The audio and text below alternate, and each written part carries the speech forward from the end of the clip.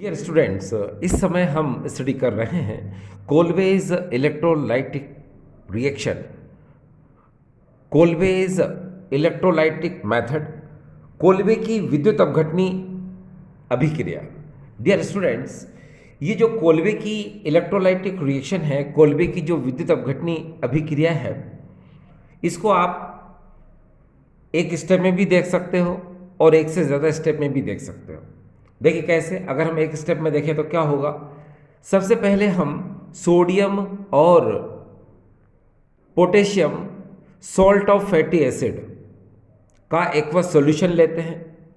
सबसे पहले हम सोडियम और पोटेशियम का सॉल्ट ऑफ फैटी एसिड लेते हैं और उसका एक्वस सॉल्यूशन बना लेते हैं। फिर उसमें हम इलेक्ट्रोलाइटिक प्रोसेस के थ्रू एनोड पर हम एल्केन को ऑब्टेन कर लेते हैं और कैथोड पर हमको हाइड्रोजन ऑब्टेन हो जाता है। हिंदी में सुने, वसीय अम्लों के सोडियम और पोटेशियम लवण के जलीय विलयन को हम विद्युत अपघटन कराकर एनोड पर एल्केन को प्राप्त करते हैं और कैथोड पर हाइड्रोजन को प्राप्त करते हैं। अब देखिए डियर, कैसे होता है, लिसन। सबसे पहले हम क्या करते हैं, ये देखिए यहाँ पर हम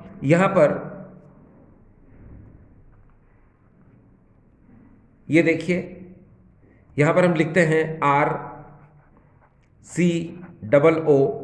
आप चाहो तो यहाँ सोडियम ले सकते हो, आप चाहो तो यहाँ पर पोटेशियम ले सकते हो। मैंने यहाँ ले लिया है पोटेशियम। ये पोटेशियम कार्बोक्सिलेट हो जाएगा, ठीक है। इसके मैंने यहाँ पर 2 मॉलिक्यूल्स ले लिए हैं और मैं यहाँ पर एक्वस सॉल्यूशन बनाने के लिए मैंने इसमें वाटर मिक्स कर दिया है, ठीक है। और मैं यहाँ पर कर रहा हूँ, ये देखिए, इसको हम लोग बोलते हैं इलेक्ट्रोलाइसिस, विद्युत अपघटन। ये मैंने इलेक्ट्रोलाइसिस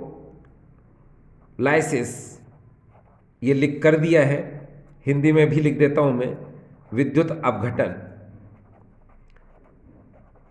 अब देखिए डियर स्टूडेंट्स, यहाँ क्या होगा, सिंपल रिएक्शन है।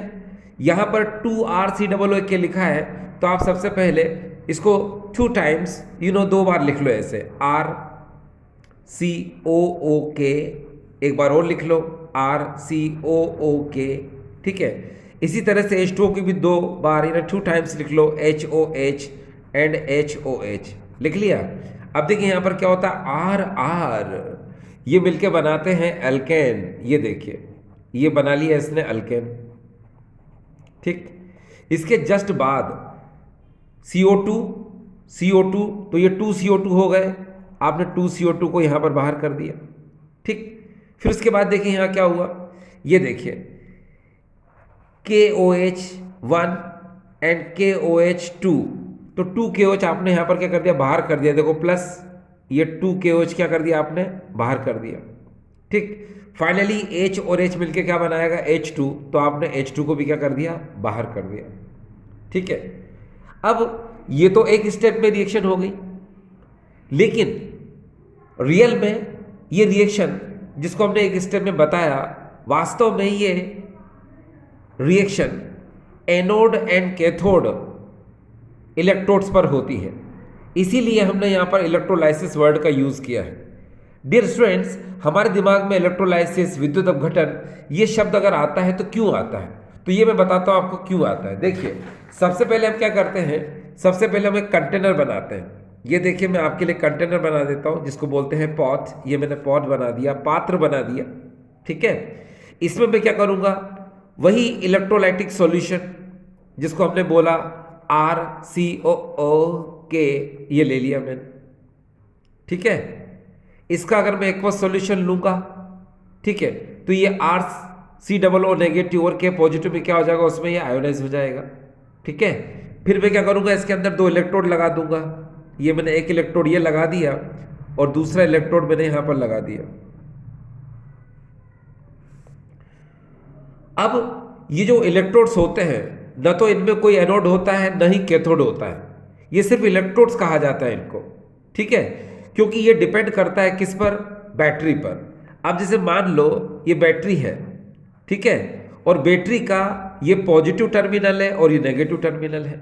अगर इस इलेक्ट्रोड को आप पॉजिटिव टर्मिनल से कनेक्ट करोगे तो डियर ये हो जाएगा एनोड, ये देखिए।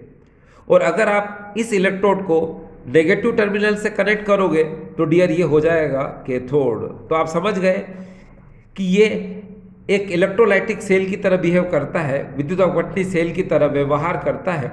इसमें ये जो इलेक्ट्रोड्स होते हैं डिपेंड करता है किस पर, कनेक्शन ऑफ बैटरी, यानी बैटरी से किस तरह से आपने कनेक्ट किया है। अगर आपने पॉजिटिव टर्मिनल से कनेक्ट किया तो एनोड होगा, नेगेटिव टर्मिनल से कनेक्ट किया तो डियर ये क्या होगा, कैथोड होगा। ठीक है, यस।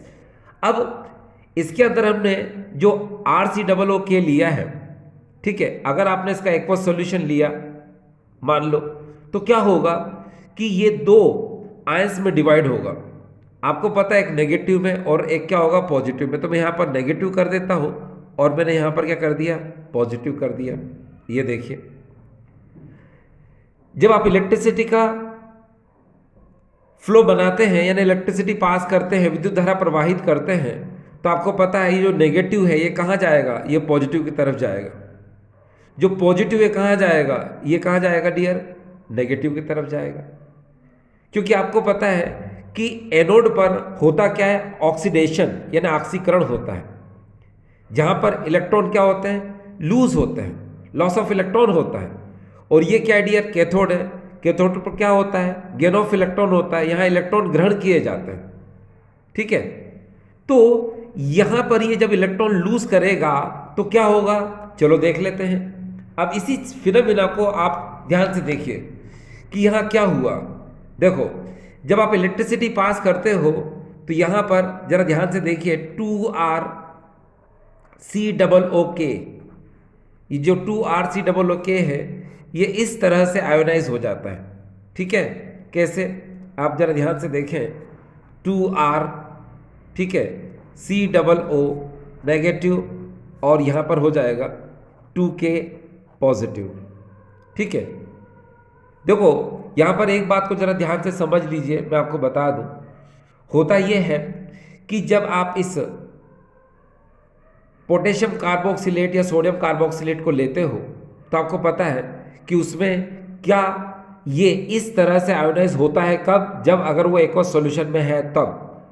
और अगर आपने एक्वस सॉल्यूशन नहीं लिया है तो ये 2RCOOK होगा, और जब आप इसमें इलेक्ट्रिसिटी पास करोगे तब ये इस तरह से क्या होगा, ये आयोनाइज होगा। लेकिन हमने क्या लिया था डियर, एक्वस सॉल्यूशन लिया था, तो ये इस तरह से उसमें आयोनाइज है। ठीक है, अब आपको पता है ये नेगेटिव पार्ट है, ये पॉजिटिव पार्ट है।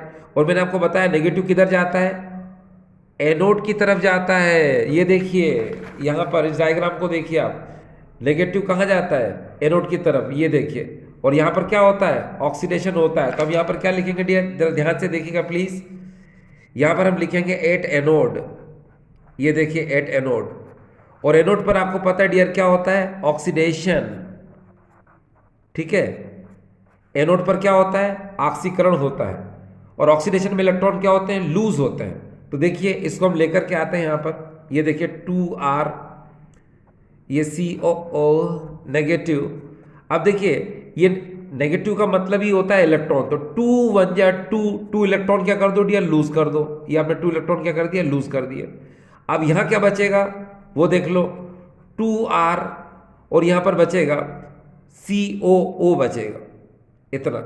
जो अगली स्टेप में क्या होगा, अगर आप ध्यान से देखें 2RCOO, ये अगली स्टेप में RR और यहाँ पर ये CO2 बनाएगा। तो आपने क्या देखा डियर कि एनोड पर हमको क्या मिल रहा है, एल्केन। ये हमको एनोड पर क्या मिल रहा है, एल्केन मिल रहा है। ठीक है, अब एक बात और दिमाग में रखिए स्टूडेंट्स, याद रखिए एनोड पर जितने इलेक्ट्रॉन लूज होते हैं उतने ही कैथोड पर क्या होते हैं, गेन होते हैं। क्योंकि ऑक्सीडेशन में, ऑक्सीकरण में जितने इलेक्ट्रॉन लूज होते हैं उतने ही रिडक्शन में, अपचयन में क्या होते हैं, ग्रहण किए जाते हैं, यानी एक्सेप्ट होते हैं। तो ये 2 इलेक्ट्रॉन कहाँ एक्सेप्ट होंगे, कैथोड पर। तो यहाँ लिख दीजिए, देखिए जरा कैसे, 8 कैथोड, ये देखिए। और कैथोड पर आपको पता है डियर क्या होता है, रिडक्शन, यानी कि कैथोड पर क्या होता है, अपचयन। अब देखो यहाँ पर ये जो 2RCOO नेगेटिव था ये तो गया था कहाँ पर, एनोड की तरफ। तो उसमें इस तरह से प्रोसेस हुआ और एनोड पर हमको एल्केन मिल गया।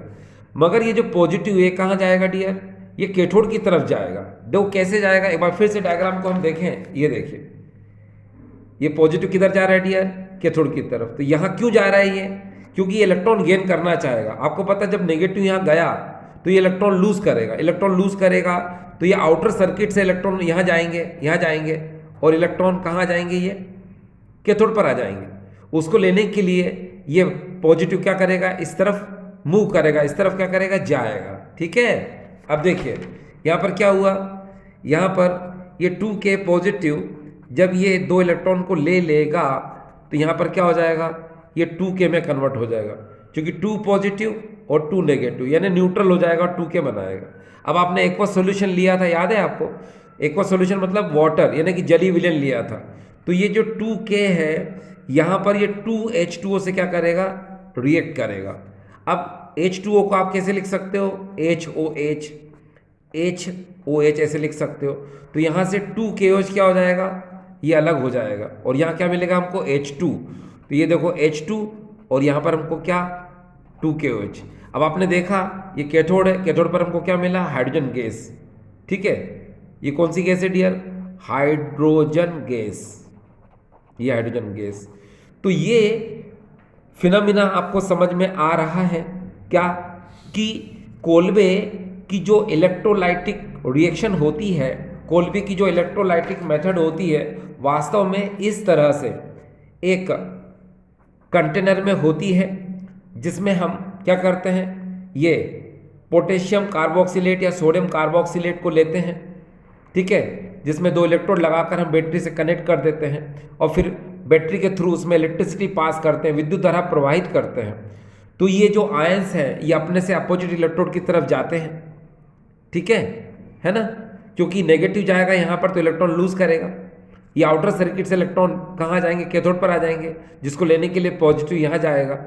ठीक है, तो इस तरह से आपने देखा कि यहाँ पर हमको क्या मिल रहा है, एल्केन, कहाँ पर, एनोड पर, और कैथोड पर क्या मिल रहा है हमको, हाइड्रोजन गैस। ये देखिए डियर, एक बार फिर से ये देखिए, एल्केन कहाँ मिला हमको, एनोड पर, और कैथोड पर क्या मिला डियर हमको, हाइड्रोजन गैस।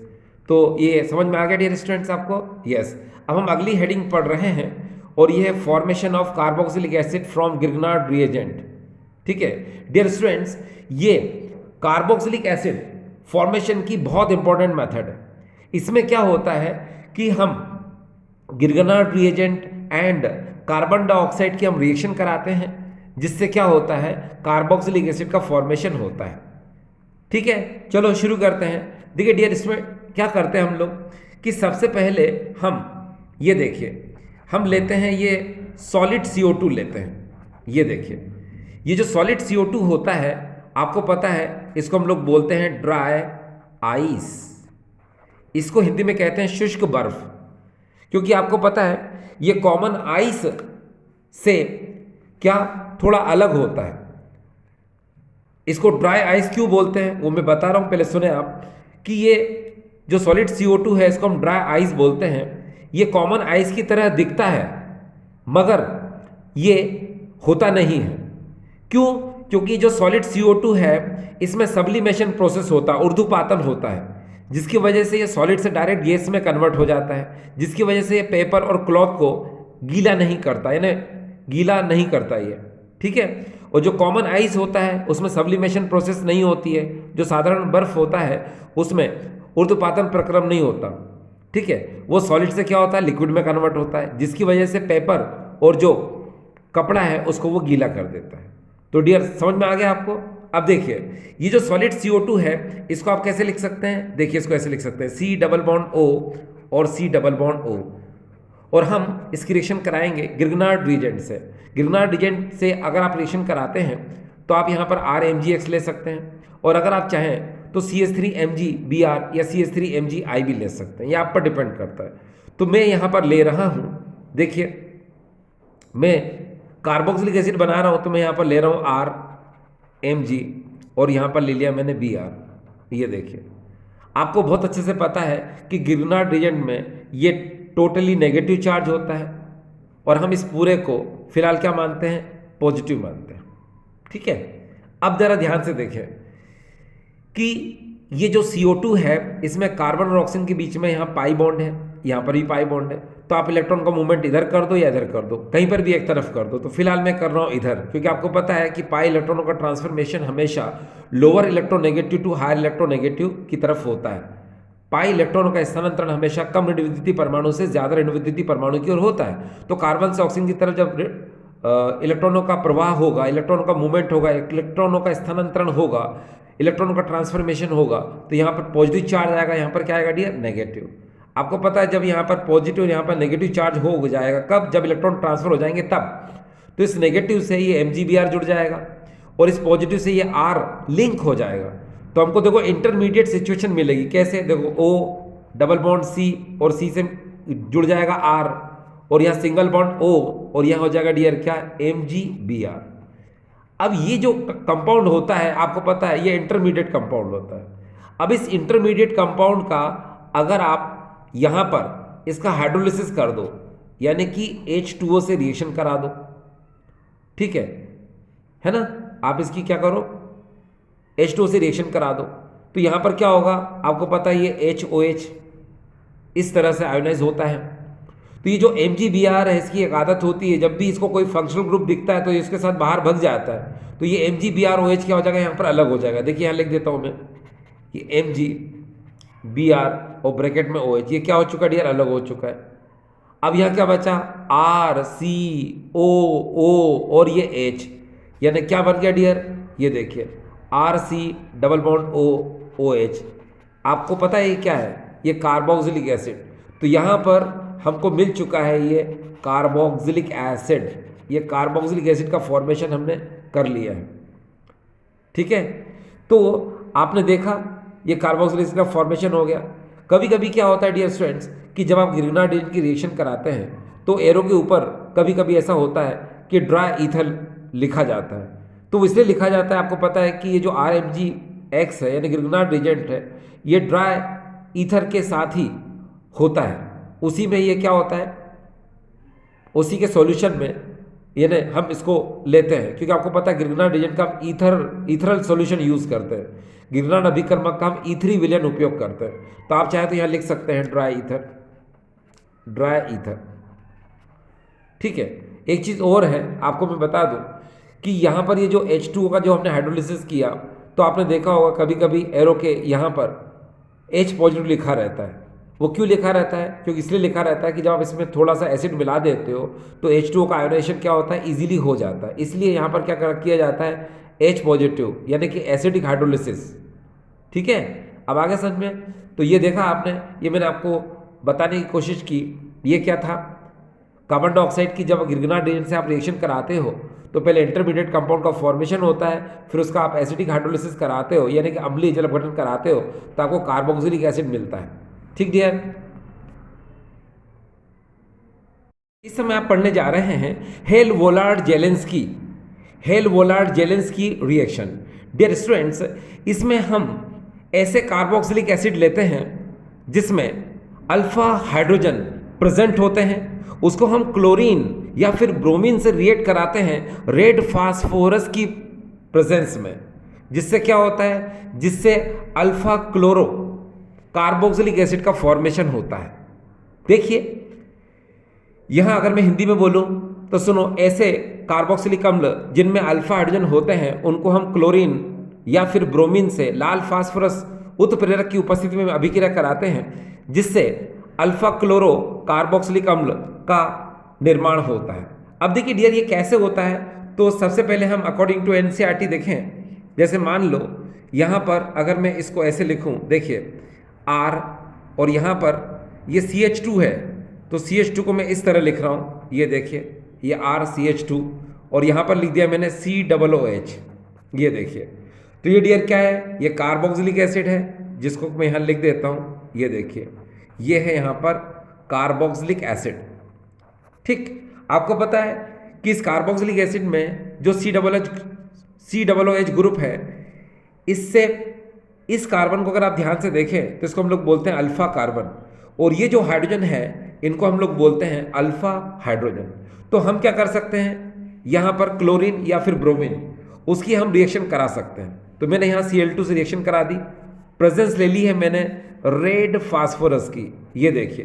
तो क्या होगा, आपको पता है इस Cl को इस तरह से लिखा जा सकता है, यहाँ से HCl बाहर कर दो, ये बाहर हो गया, इस Cl को आप यहाँ पर लिंक कर दो तो आपको मिलेगा कुछ इस तरह से RC, ये H, ये देखो COOH, और यहाँ हो जाएगा क्या, Cl। ठीक है, तो इसका नाम क्या होगा आपको वो पता है, अल्फा क्लोरो कार्बोक्सिलिक एसिड। ठीक है, तो इसका नाम लिख देते हैं, अल्फा क्लोरो कार्बोक्सिलिक एसिड, ये कार्बोक्सिलिक एसिड। डियर स्टूडेंट्स, मैं आपको इस हेल वोलार्ड रिएक्शन के बारे में बताऊं, हमेशा एक बात का ध्यान रखिए कि एनसीईआरटी में इतनी रिएक्शन करके इसको शायद रोक दिया गया है, तो ऐसा हम अगले एग्जाम्पल को लेकर आपको समझाते हैं तो आपको बहुत अच्छे समझ में आ जाएगा। क्योंकि ये रिएक्शन क्या, जब तक अल्फा हाइड्रोजन होता है तब तक ये रिएक्शन होती रहती है, क्योंकि इसमें कंप्लीट हेलोजनेशन होता है या फिर कंप्लीट ब्रोमिनेशन या क्लोरीनेशन होता है। देखिए कैसे होता है उसको मैं आपको एग्जांपल लेके समझा देता हूं तो आपको बिल्कुल क्लियर हो जाएगा। इस समय हम एग्जांपल ले रहे हैं आपको एसिटिक एसिड का। डियर जरा ध्यान से देखिएगा, HC और ये H और ये H और यहाँ देख सकते हैं हम COOH। आपको पता है व्हाट्स दैट, ये है क्या, CH3COOH, और इसी को हम लोग डियर बोलते हैं क्या, एसिटिक एसिड। ये देखिए एसिटिक एसिड, इसमें क्या होगा कि हम इसकी Cl2 से रिएक्शन कराएंगे और प्रेजेंस लेंगे किसकी, रेड फास्फोरस की। तो इसमें क्या होता है, स्टेप बाय स्टेप रिएक्शन होती है। आपको पता है कि इस COOH से ये जो कार्बन है इसको अल्फा कार्बन बोलते हैं और इसमें 3 अल्फा हाइड्रोजन है, ये देखिए 1 2 3, इसलिए जो क्लोरीनेशन होगा वो 3 स्टेप में होगा, यानी 1 by 1 करके होगा। अब आप क्लोरीनेशन यहाँ करा दो, यहाँ करा दो, यहाँ करा दो, ये आप पर डिपेंड करता है। तो चलिए शुरू करते हैं हम लोग।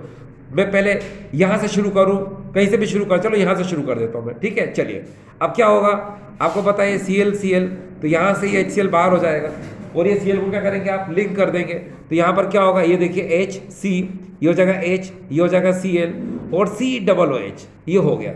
ठीक है, आपने क्या किया, यहाँ पर HCl बाहर कर दिया, तो इसका नाम आपको पता ही है, अल्फा क्लोरो। ठीक है, क्या बोलेंगे डियर, देखो अल्फा क्लोरो एसिटिक एसिड, ये अल्फा क्लोरो एसिटिक एसिड, ये हो गया। मैंने आपसे क्या बोला था कि जो हेल वोलार्ड जेलेंस्की रिएक्शन है ये तब तक होती है जब तक उस कार्बोक्सिलिक एसिड में अल्फा हाइड्रोजन है, जब तक अल्फा हाइड्रोजन होंगे तब तक रिएक्शन होगी। ठीक है ना, है ना, यस। आपने शोले फिल्म का डायलॉग सुना होगा कि जब तक तेरे पैर चलेंगे उसकी सांसें चलेंगी। तो उसी तरह से याद रखो कि जब तक यहाँ पर अल्फा हाइड्रोजन होगा तब तक इसमें हेलोजनेशन होगा, यानी क्लोरीनेशन ब्रोमिनेशन होगा। देखिए कैसे, अभी 2 अल्फा हाइड्रोजन और बाकी हैं, इसका मतलब 2 टाइम्स और रिएक्शन होगी। तो लिसन टू मी, इसको फिर से लाते हैं हम लोग। ये देखिए HC, ये H, और यहाँ पर ये देखिए Cl, और यहाँ देखिए COOH, और फिर हम इसकी रिएक्शन कराते हैं Cl2 के साथ और रेड फास्फोरस की प्रेजेंस में। तो अब हम क्या करेंगे, लिसन टू मी, ये Cl और Cl, अब हम कहीं से भी दिया, चलो हमने यहाँ से ले लिया, ये HCl यहाँ से बाहर कर दिया और इस Cl को मैंने यहाँ लिंक कर दिया। अब देखिए Cl, यू नो C, ये H और ये Cl और यहाँ COOH, और यहाँ पर हमने HCl को बाहर कर दिया। अब इसकी नेमिंग क्या होगी, इसकी नेमिंग देखिए, अल्फा अल्फा अल्फा, क्योंकि इसके लिए भी आएगा इसके लिए भी आएगा, तो हम बोलेंगे alpha alpha dichloro, alpha alpha dichloro acetic acid, ये हो जाएगा एसिटिक एसिड। अभी भी देखिए एक अल्फा हाइड्रोजन बाकी है, इसका मतलब इसमें एक बार और रिएक्शन होगी। चलिए इसको लेकर के आते हैं हम लोग। ये देखिए डियर स्टूडेंट्स, Cl C और यहाँ H और ये Cl और ये COOH, और यहाँ पर हम इसको Cl2 से रिएक्ट कराएंगे और फिर से प्रेजेंस होगी डियर रेड फास्फोरस की। अब देखो फिर से ये 2Cl है, यू नो, तो यहाँ से क्या होगा, एक HCl बाहर और ये Cl को जोड़ दीजिए, तो यहाँ होगा Cl, फिर हो जाएगा Cl और ये COOH और यहाँ से HCl बाहर। अब डियर स्टूडेंट देखिए, यहाँ पर हो सकता है आपको नहीं दिख रहा हो, एक बार फिर से देखिए, मैंने आपसे कहा अभी भी एक अल्फा हाइड्रोजन है, हम इसकी रेड फास्फोरस की प्रेजेंस में Cl2 से रिएक्शन कराते हैं, तो यहाँ से HCl बाहर हो जाएगा, इस H की जगह पे Cl जुड़ जाएगा। तो यहाँ पर देखिए अब 3 C हो चुके हैं, मतलब 3 Cl हो चुके हैं, कहाँ पर, इस अल्फा कार्बन पर। तो क्या बोलेंगे, देखो अल्फा अल्फा अल्फा, तो 3 टाइम्स बोलेंगे डियर, देखो क्या बोलेंगे, अल्फा अल्फा अल्फा, फिर हम इसको बोलेंगे ट्राइक्लोरो, ये देखिए ट्राइक्लोरो, और क्या आ जाएगा dear, acetic acid, acetic acid. तो डियर स्टूडेंट्स आपने देखा कि इस तरह से हेल-वोलार्ड जेलेंस्की रिएक्शन होती है, यानी जिसमें क्या होता है, कंप्लीट ब्रोमिनेशन या कंप्लीट क्लोरीनेशन होता है। ठीक है, तो आई होप डियर स्टूडेंट्स आज का वीडियो आपको समझ में आया होगा। ठीक है, थैंक यू।